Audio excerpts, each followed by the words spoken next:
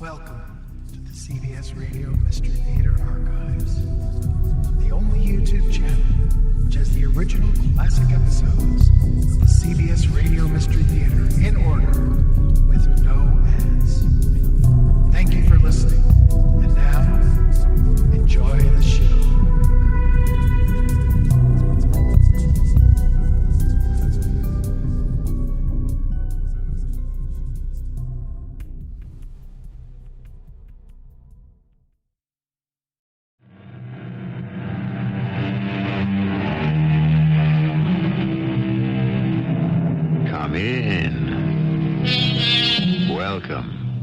I'm E.G. Marshall.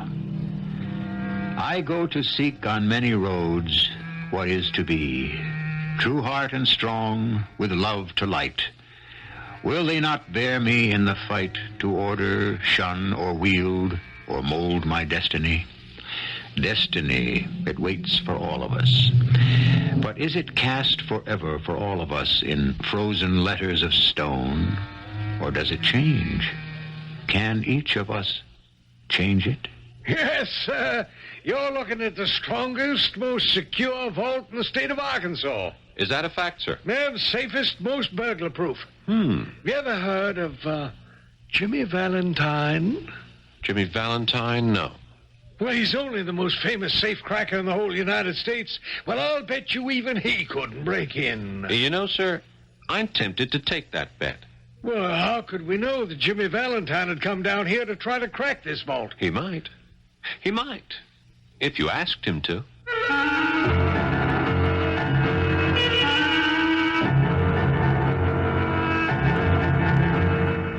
Our mystery drama, Jimmy Valentine's Gamble, was adapted from the O. Henry classic especially for the Mystery Theater by Sam Dann and stars Robert Dryden and Paul Hecht. It is sponsored in part by Buick Motor Division. I'll be back shortly with Act One. This is a story by William Sidney Porter, or if you prefer, O. Henry. Everything and everyone was grist to his mill. The basic theme of his life was once expressed by a Roman poet named Terence, who said, I am a man. Nothing human is alien to me. And no human being was ever alien to O. Henry either. Emaciated shopgirls, overfed society dowagers, millionaires, cops, clerks, anyone, everyone. If you had the breath of life, you were one of O. Henry's people. At this time, let us meet one of O. Henry's favorite people, a bright young man named Jimmy Valentine. For further particulars, listen to the master storyteller himself.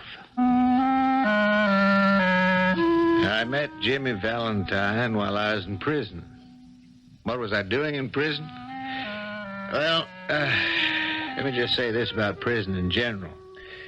Many of the people who are in it should be out of it, and many of the people who are out of it should be in it. At any rate, this is Jimmy Valentine's story, not mine. I was assigned to work in the dispensary. It was an easy, pleasant job. Well, Jimmy, I see you getting out tomorrow. Happy days, Billy. I guess you won't be coming in here to the dispensary anymore for my good old toothache remedy, huh? Oh, I never got a toothache. I come in for the lecture. But the lecture? I've heard the lecture from professionals, Billy, from preachers and judges and wardens, but none of them even come close to you. Jimmy, I hope you never come back. You're really not a bad fellow at heart. Oh, I am. I am. Stop cracking safes and live straight. I'm the best there is. Look at these fingers. These are the fingers of a genius. Let my fingers touch the lock on a safe, and they just don't feel. Oh, no. They can see. They can hear. And the net result? Jail. If you were smart, you'd give it up. I can't. It's destiny. It's what I was born to do. Nobody's born to be a safe cracker. What were you born to be, Billy? A bank clerk? Huh, look where it got you. No, I don't think I'll work in a bank anymore. A drugstore clerk? I hope not. You see, pal, that's your problem. You don't know your destiny. You call safe cracking a destiny? Well, maybe it ain't exactly. Isn't. Thank you, Billy. Maybe it isn't much of a destiny, but at least I got one. Let me know when you find yours. Well, I found my destiny after a while. It was to go to New York City and write stories for magazines and newspapers. And it was a happy destiny. I wished I could tell Jimmy Valentine about it, but I had no idea where to find him. And then one day, a letter arrived. It was from a Mr. Ralph D. Spencer. Who could it be? I didn't know anyone named Ralph D. Spencer. Dear Billy, Jimmy Valentine is out. Ralph D. Spencer is in. I have gone and done it. I have gone straight. I have become a rube. I have married the dearest, sweetest girl in the world. The only safe I open now is the safe in my very own shoe store. And although I feel like a fool using the combination, it's all part of my new life. I had to laugh. The very idea of Jimmy Valentine happily married and the proprietor of a shoe store in a small town. Anyhow, I returned to the letter. After he was released from jail, he went straight away to a saloon owned by one Mike Dolan. Jimmy. Oh, Jimmy, my boy, what a sight for sore eyes. Have a drink. I'll put away the bourbon, Mike. Oh, that's right, I forgot. You never touch the hard stuff. Can't afford it. Makes your fingers shake. A tall glass of seltzer and milk, right? Right. Yes, I'm sorry you had to stay in jail so long. Oh, 4 months ain't too bad. And that detective. Yeah, Ben Price. Well, you knocked out a tooth. Yeah, you shouldn't complain. He gave me a black eye. What a beauty of a fight. A beauty.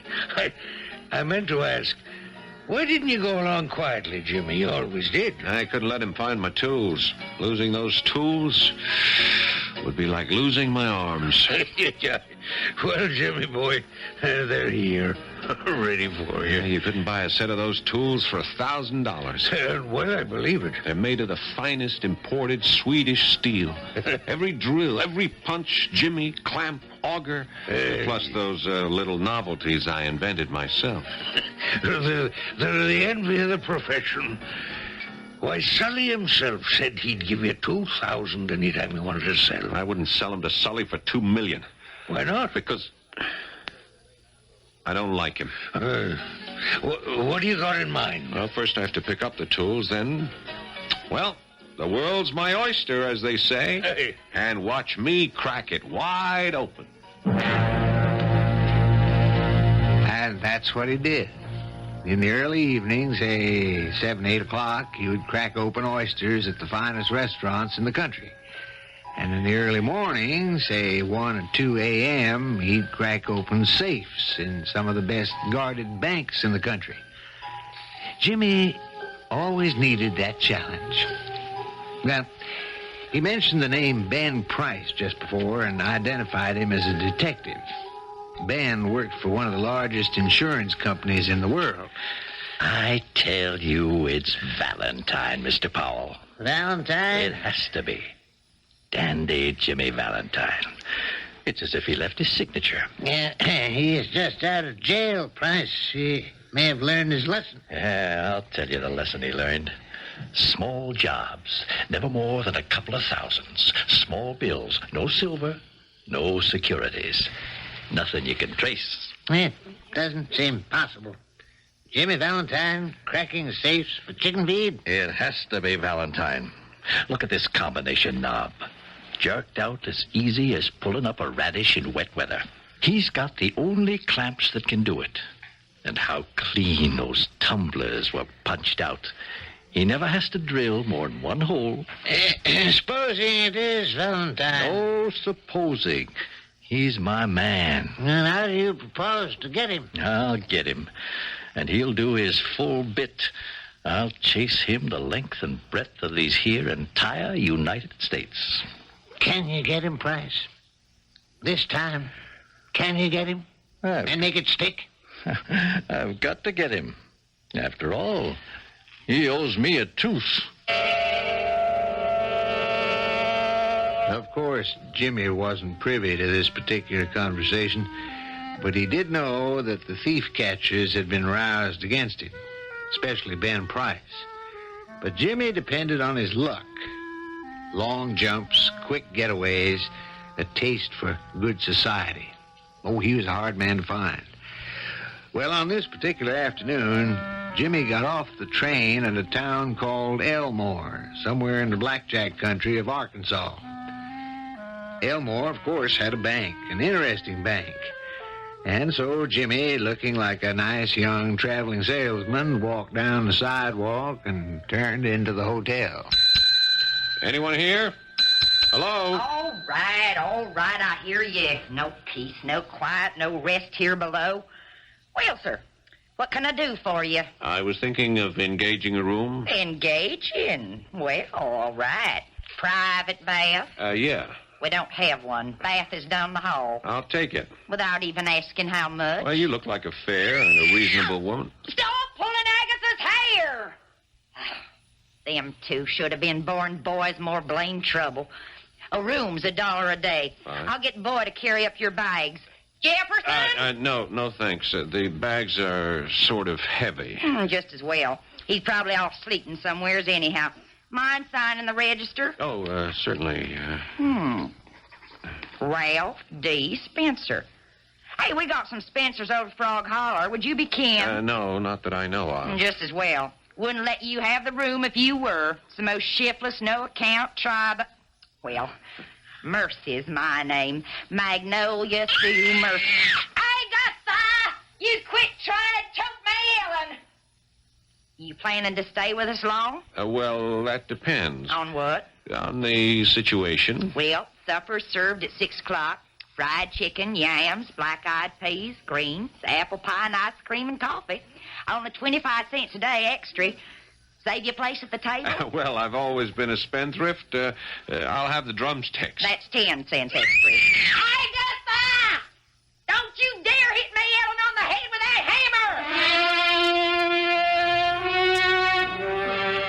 hammer! Once Jimmy had settled in at Mrs. Mercy's hotel, he decided to have a leisurely stroll down to the bank. Preparation. Painstaking, advanced preparation. That was the story of Jimmy Valentine's success. No general ever planned a military campaign more carefully.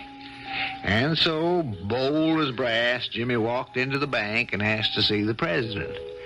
The president was a tall, stout, rather bald party who greeted Jimmy like a long-lost brother. Sit down, sir. Have a chair. Thank you, sir. Adams is the name. Rudolph Gustavus Adams. Very much your service, Mr. Spencer, Ralph D. Spencer. How may I serve you, Mr. Spencer? First National Farmers and Merchants Bank of Elmore is at your disposal. Mr. Adams, I'm thinking of making a deposit in your bank. A rather substantial deposit. Oh, well, Mr. Spencer, let me assure you... $5,000. 5,000. I hope it's not too much. Mr. Adams, I assure you, First National Farmers and Merchants Bank of Elmore has a host of substantial depositors. I'm glad to hear that. Yes.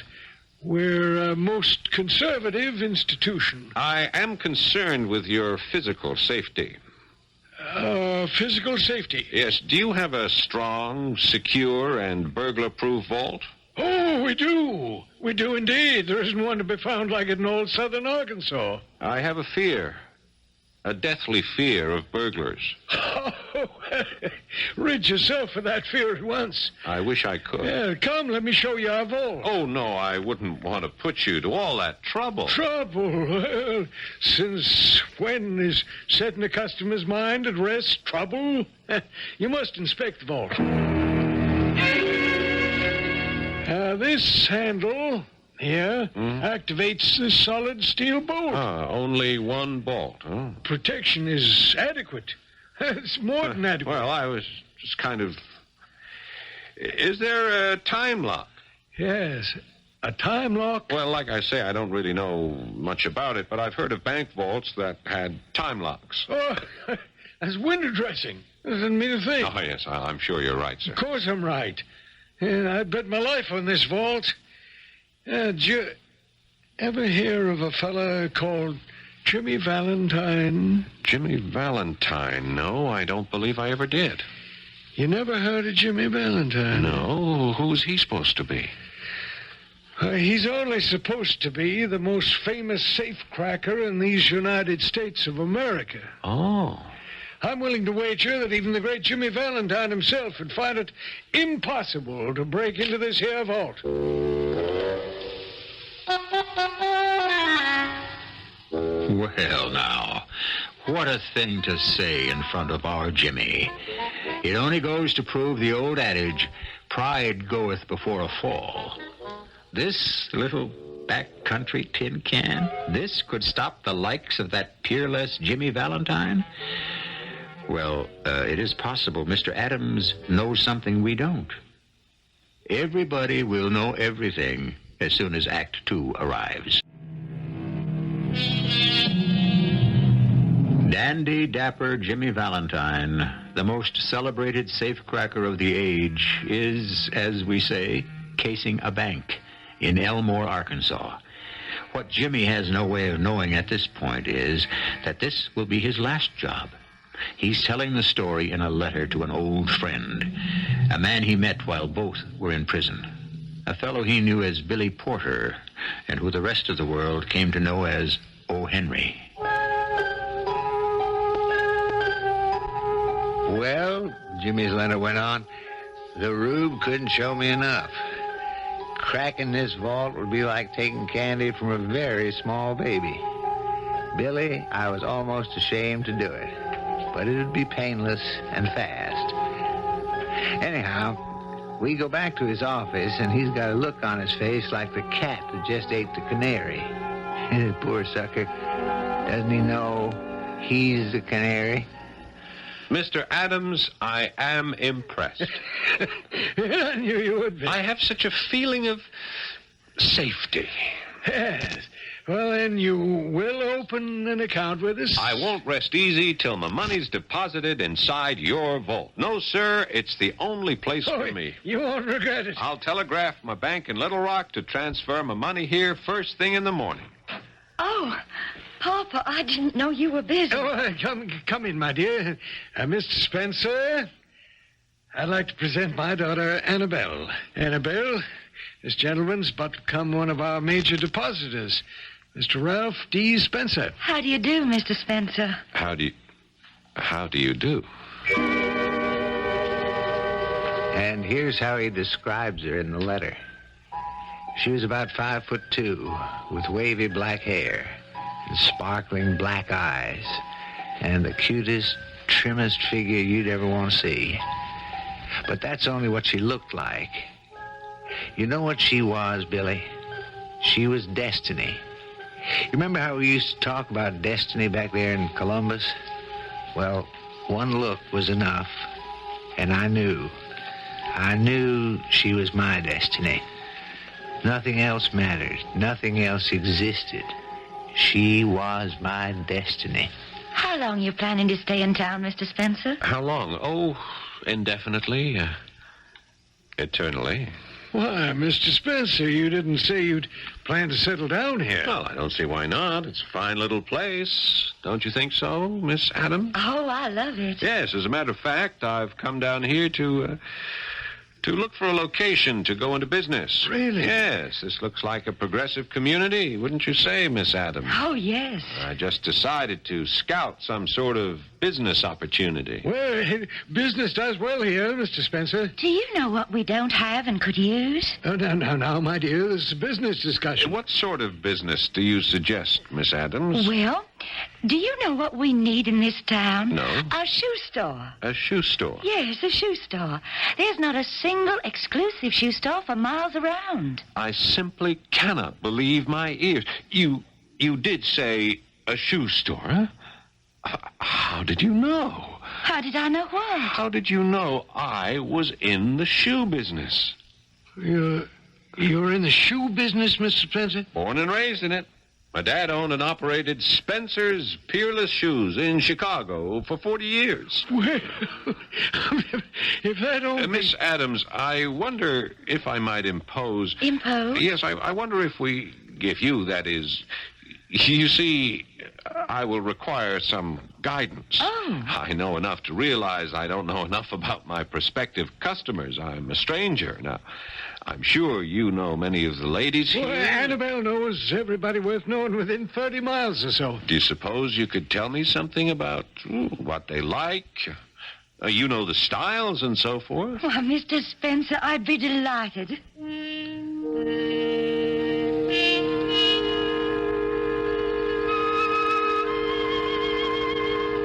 Now, let me see if I remember. Miss Brown likes a high heel. Mrs. Dawson is partial to... Mr. Spencer, Yes? there's no need to carry this charade further. Charade? You, Mr. Spencer, are a fraud. Why do you say that? A cheerful fraud and a charming fraud, but a fraud. How can you say that? You don't know anything about the shoe business, do you? No. Then why did you say so? I wanted an excuse to get you alone. For what purpose?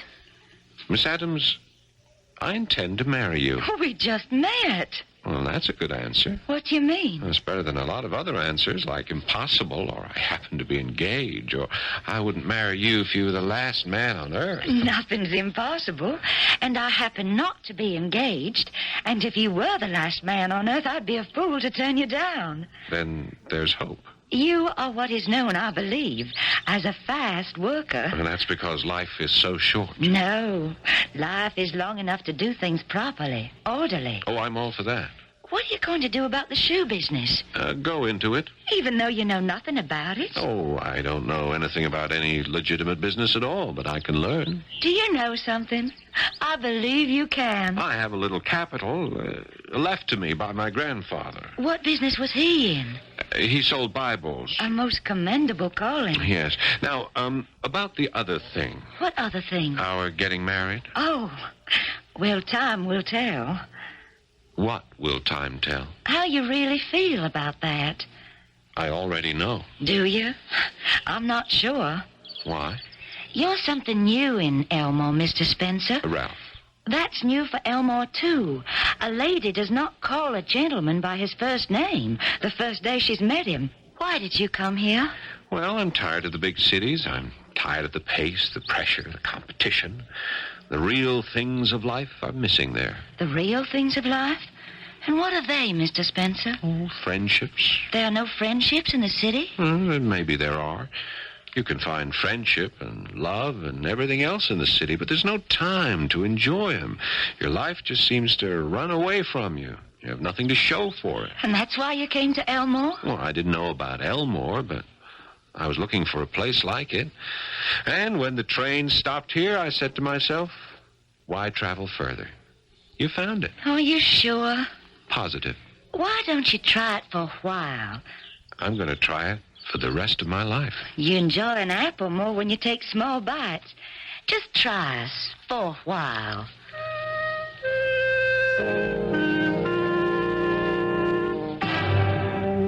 Well, Billy, his letter continued, I did have the $5,000, and the next day I put it in the bank, her father's bank. It was a new experience, putting in instead of taking out. But all of a sudden, my life was full of new experiences. I'd opened a shoe store, and I'd become not just a shoe clerk, but a merchant. Can you tie that? After 3 months, I was even invited to join the Elmore Big Boosters Club. Gentlemen, I am honored to become a member of this civic-minded, progressive organization. What appeals to me most is the fact that the Big Boosters act like big brothers to youngsters who need advice and guidance and can therefore be saved from entering a life of crime.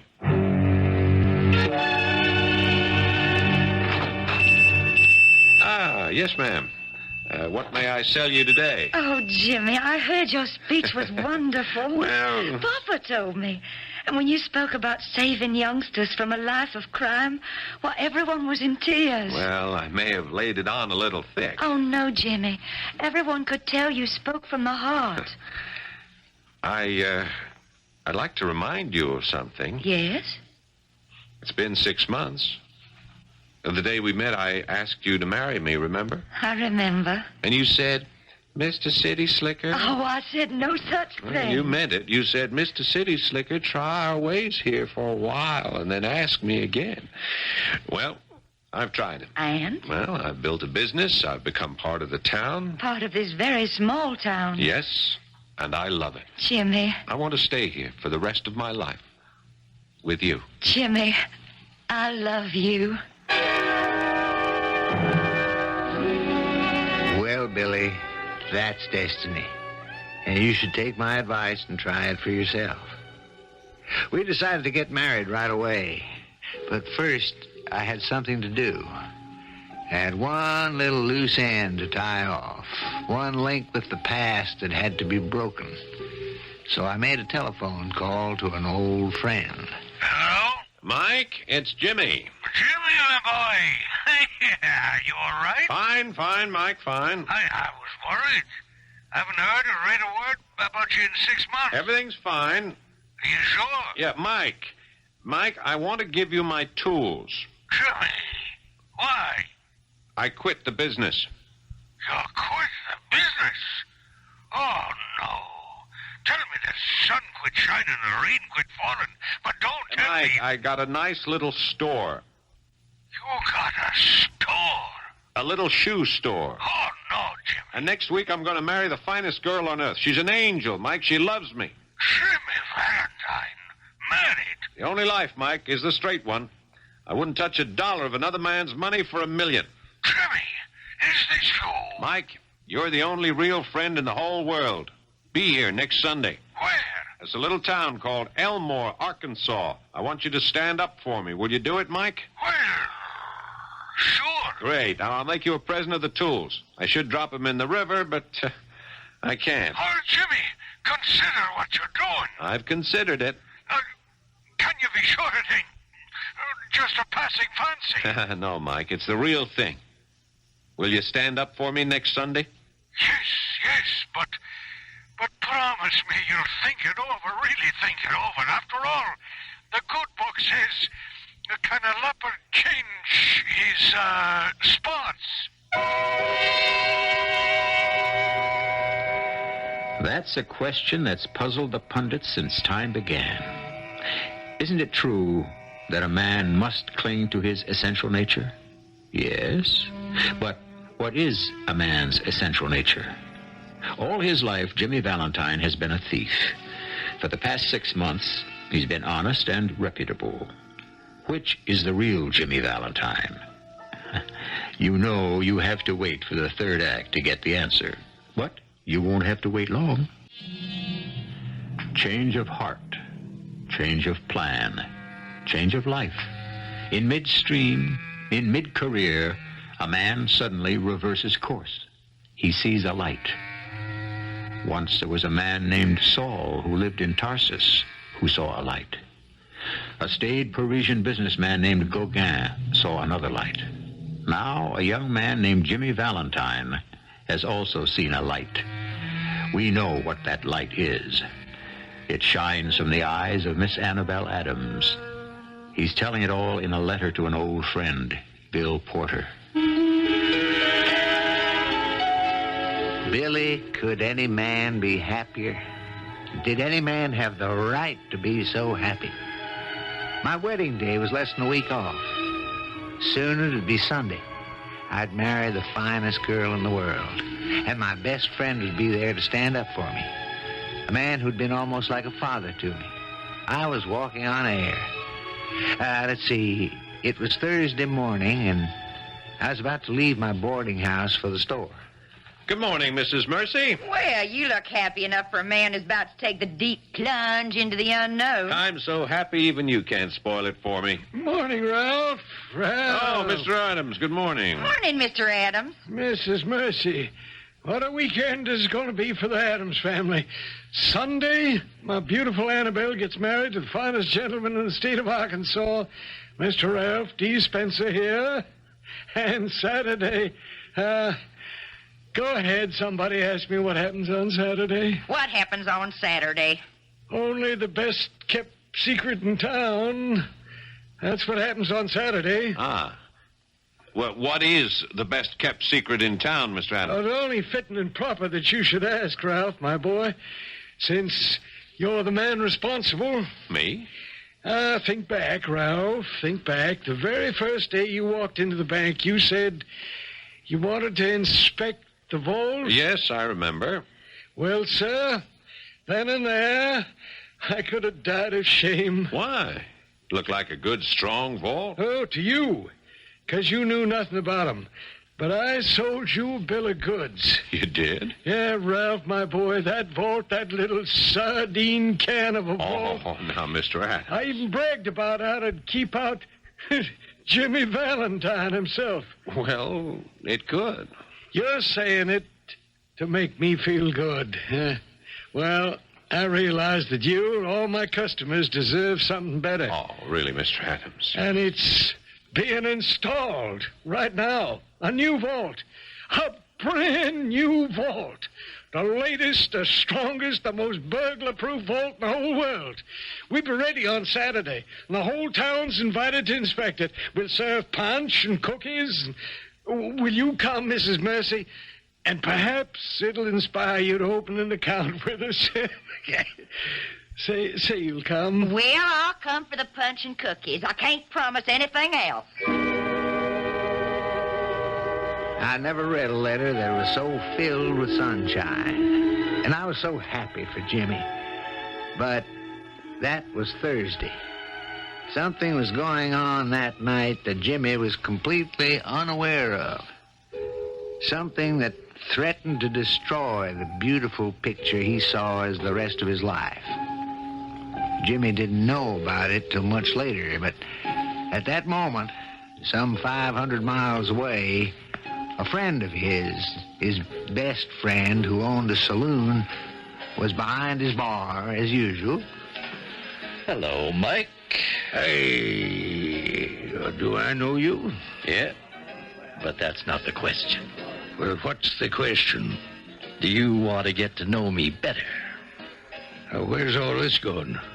The penitentiary. You're headed there now. Oh, I am. What have I done? What have you done?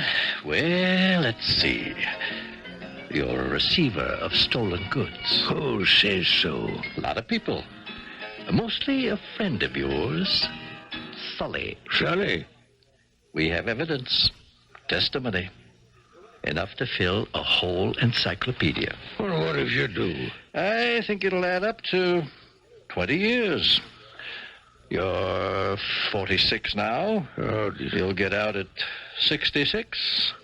Old, broken, good for nothing.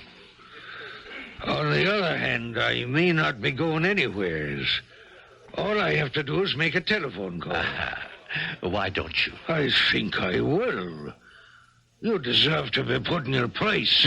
Then I'll treat you to a drink or kick you out of here.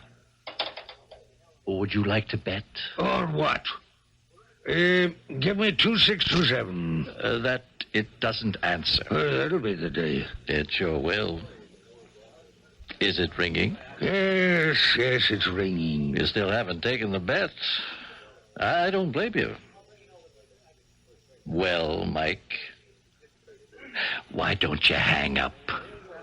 He's not there. Who's not there? Big John, your connection into the governor's office. What are you talking about? He's just been arrested, Big John. We've got him cold. You can't arrest Big John. Why not? The governor would never stand for it. Ordinarily.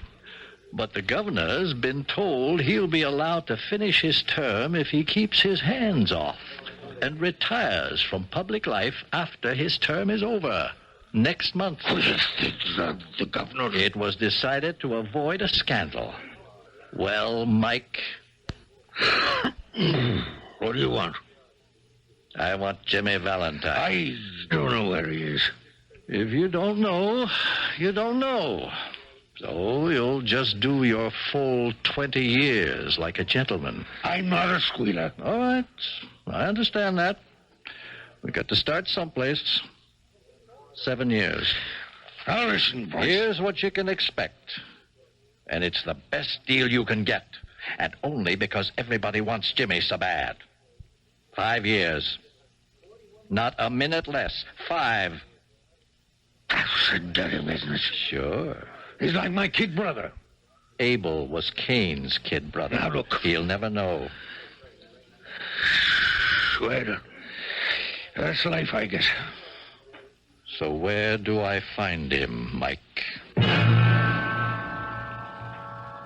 Saturday was a beautiful day, and the whole town was in a festive mood. Everybody was crowded into the bank, laughing and talking and marveling at the great new fantastic bank vault. And so, ladies and gentlemen, there's nothing like it this side of Little Rock. This massive stainless steel door is fastened into place by 3, now count them, 1, 2, 3 solid steel bolts, which are thrown into place by this single handle. The crowning feature is this lock. This patented time lock. Only time can unlock this door once it's shut. You set her, and I'm going to now set her for 9 o'clock Monday morning. And a half hour from now, we close the bank for the day. We'll close the door. And no one, I repeat, absolutely no one will be able to open her again till 9 o'clock Monday morning. Oh, Ralph. Ralph, I'm so happy. And look at Papa. It's such a wonderful day for him. Yes, there are going to be wonderful days for everybody. Hello, Mr. Spencer. Do I know you? Of course. Don't you remember me? I'm the fellow with the missing front tooth. Could we talk in private? Would you excuse us, Miss? Of course.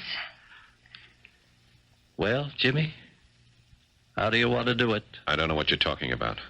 Big John's out of the picture. The governor's in a straitjacket. This time, you'll get a fair trial. Now, listen, Price. And the burglar tools. That'll be the icing on the cake. You'll have to find him. We'll find him, Jimmy. We'll turn the town upside down. Never. Not where I hit him. You're not grinning so strong now, are you, Price? Okay, go ahead, arrest me. But you don't have a thing to take to trial, and you know it. I'll find those tools. Ah, come on, Price. I know the law as well as you do.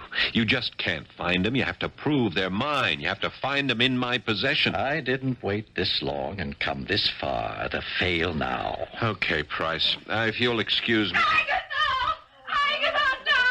What is it? What happened? Open the vault. What happened? Agatha, she pushed little May Ellen into the vault and turned the handle. Oh, no. Oh, my baby is inside. Agatha pushed her in. Open it.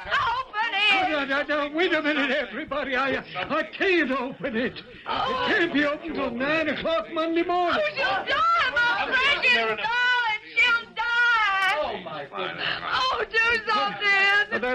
There isn't anyone who can do anything. The lock, it won't open till 9 o'clock Monday morning. It won't open. There isn't enough air in there. She'll die. Please, I don't know what to do. Ralph? Oh, Ralph, is there anything that can be done? If anyone can think of something, you can. I don't know. Oh, Ralph, think of something. You're not like anyone else. You're smarter. But how can Oh, darling, if someone doesn't think of something, that little girl will die. She will, won't she? Yes, she will. And no one can save her. I see that now. No one. Mr. Adams, ask everyone to leave the bank. We're having a celebration. Oh, Papa. Ralph, it's affected his mind. It'll be all right. The little girl will be all right. Now, I want to borrow your buckboard, and I shall be right back.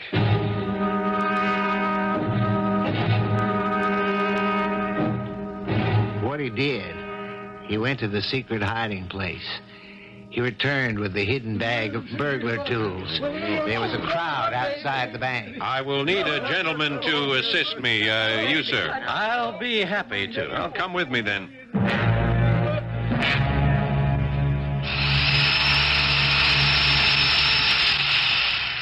So, that's how it's done. On a slight angle, which is why it needs only the one hole. And now? Now, we turn the knob and feel for the clicking. See? And now, we just swing the door open. I wouldn't have believed it possible.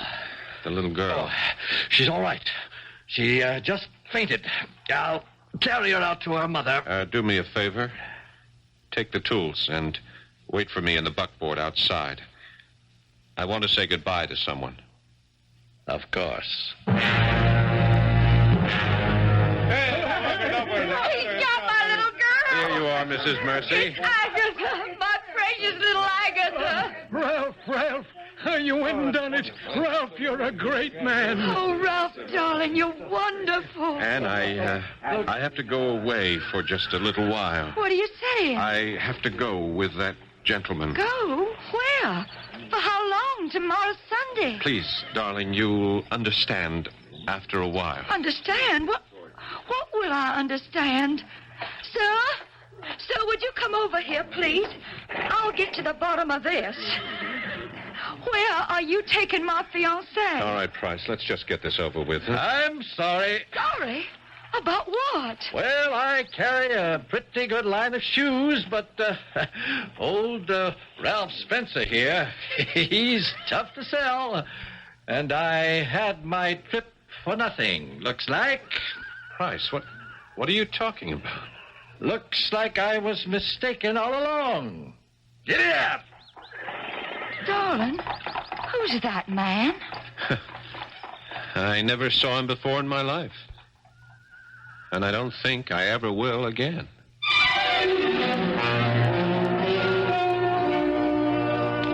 And he didn't, because Detective Ben Price wasn't going to travel all the way back to Elmore, Arkansas to buy a pair of shoes.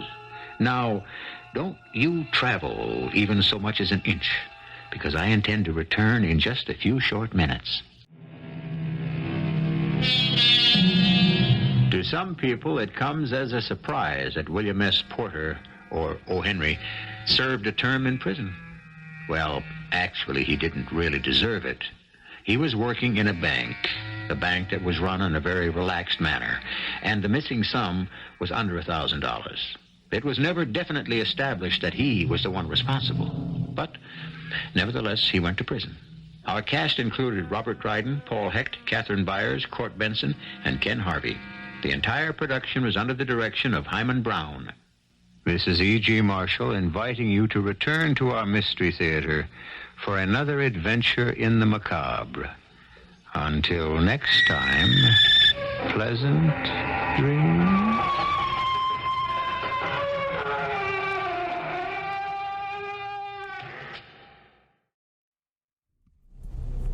I hope you enjoyed this episode of CBS Radio Mystery Theater. If you've enjoyed this and want to hear more, please subscribe to this channel. You can also visit my other YouTube channel by searching Mr. Brian McCarthy in the YouTube search bar. Till then, thanks for listening.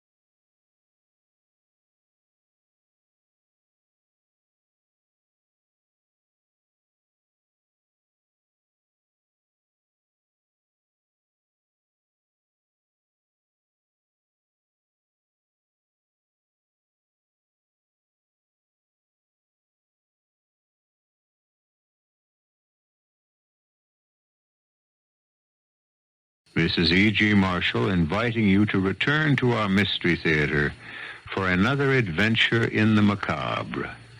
Until next time, pleasant dreams.